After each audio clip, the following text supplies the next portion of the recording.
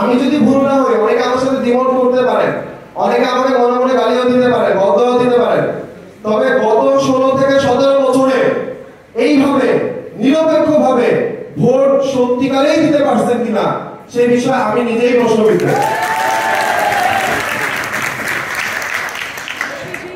একটু সামনের সারিতে বসবেন। প্রথমত জনাব মোর্শেদ আলম স্যার,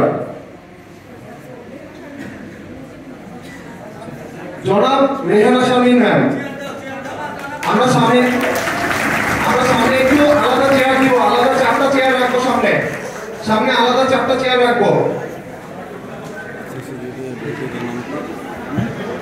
জনাব আমিনুল হক স্যার, কোনটা লিখছো? জনাব আমিনুল হক স্যার, আমিনুল ইসলাম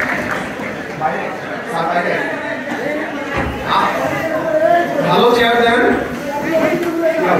বাস